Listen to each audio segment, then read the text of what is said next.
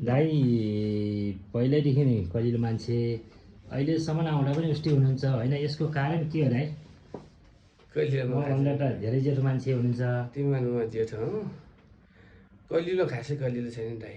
दाइ त लगभग मैले भनिसकेँ अघि नै, अब अर्को अघिल्लो पार्टमै भनिसकेँ, यो दारू बिना नबाच्ने मान्छे। अब दारूले त सबै पोषण शोषण पोषण सबै गरिसक्यो, सक्यो तापनि अब खासै उ भएन। हिजो चाहिँ हामी लगभग 13-14देखि हाम्रो त अहिलेको नानी बाबुहरू यो ऊ खाएर हो कि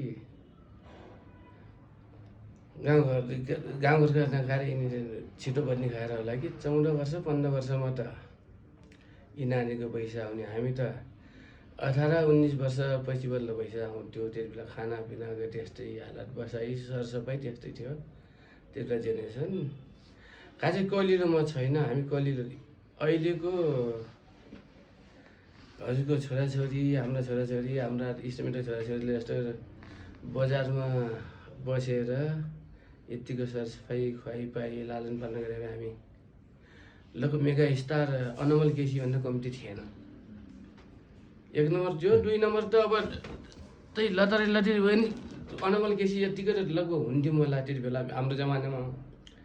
हामीलाई साथ दिन्छ, साथ जहाँ पनि साथ चाहिने, साथ चाहिने, साथ दिने मान्छे थिएन, कोही चाहिँ थिएन साथ दिने मान्छे।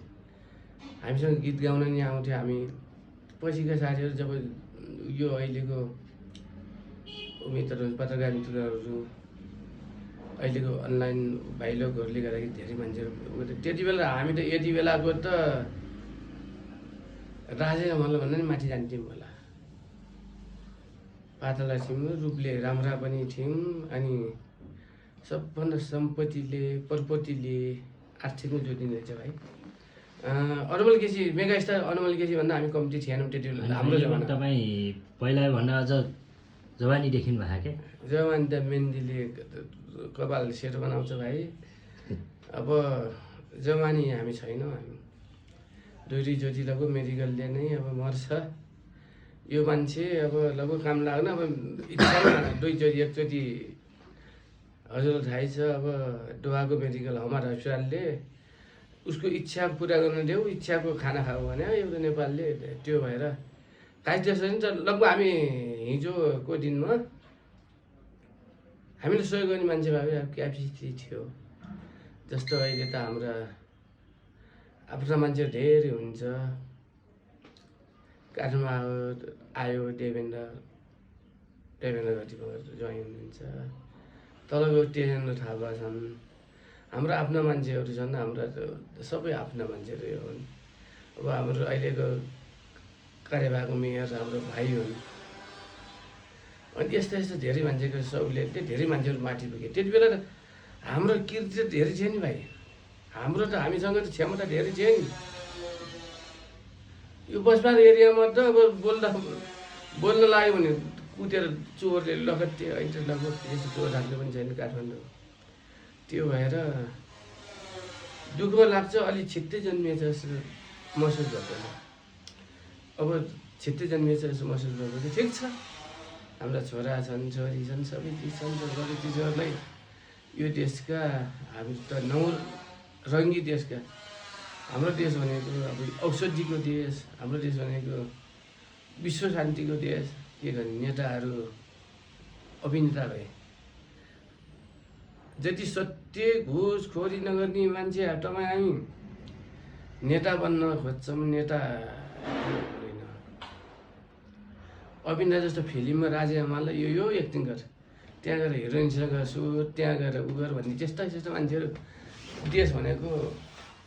हाम्रो देशका नेता भनेको चाइनाको, भारतको, अमेरिकाको उसको उमा चलेका यी नेताहरूले देश विकास गर्दैनन्।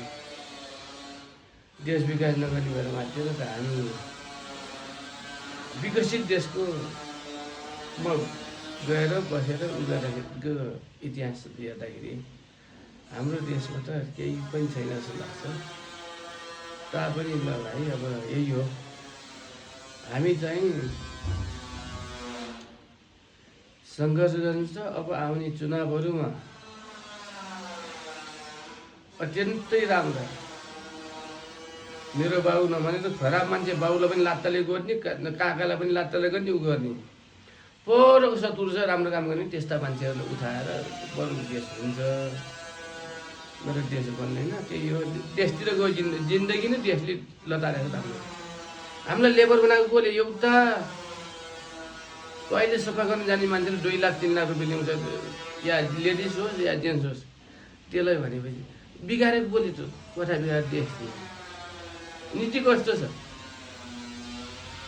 फेरि 10,000मा अब विदेश जाने भने त आज 4-5 वर्ष आयो। त्यो 5 वर्षदेखि भनेको छ।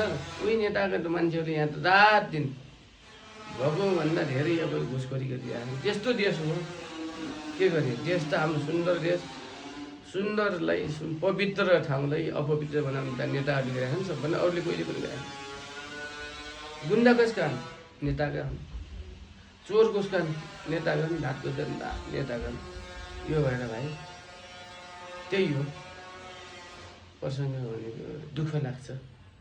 जाँदै जाँदै गर्दा राजनीति जोडिन्छ, राजनीतिसँग जोड्दाखेरि नेतासँग जोडिन्छ कुरो।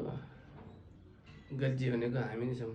1 बोतल बियरमा, 1 प्लेट मासुमा, 1 बोतल रममा हामी बिग्दाखेरि देश अब संसारै बिग्ने। अब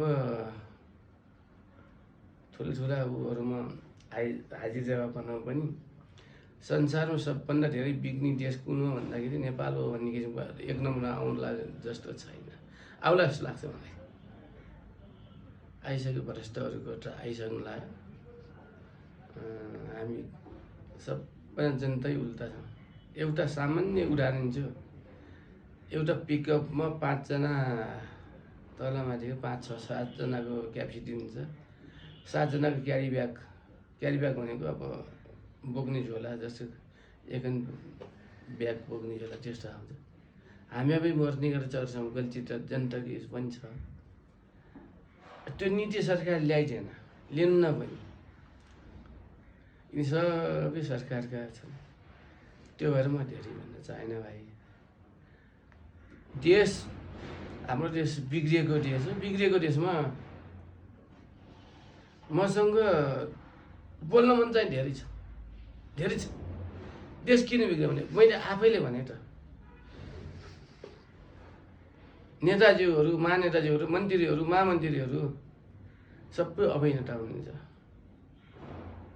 कसैको यो कलफोनको भरमा कहिले लाइन चौरी हुनुहुन्छ, कहिले चाइनिज हुनुहुन्छ, कहिले के हुनुहुन्छ। यस्ता यो भएर अझै उ गरेन। यो अलिअलि मैले बालिन शाहको अलिअलि ल्याएको थिएँ। बालिन शाह पनि अब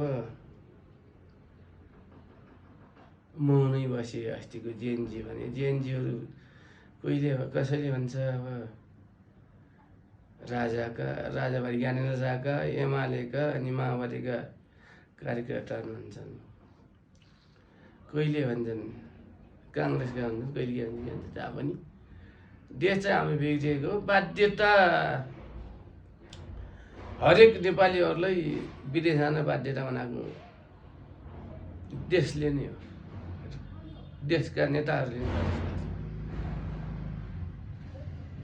देशमा तर तपाईँ एउटा सामान्य कुरा, दिनमा एउटा पासपोर्ट बाँध्ने ठाउँमा कति इन्कम छ? 83-84 हजारभन्दा माथि भयो। एउटा पेटमा भोलि बोकेको बच्चा जन्मिने बित्तिकै 84-85 हजार रुपियाँ ऋण बोक्नुपर्छ नेपाल। त्यो छोराले के काम गर्छ? त्यो ऋण बोकेको छोराले धनाढ्य देशमा पुरा भत्ता दिन्छ। यस्तो भइरहेछ भाइ, यस्तो भइरहेछ देशमा। त्यो भएर अब यस्तो जिन्दगीको कथा।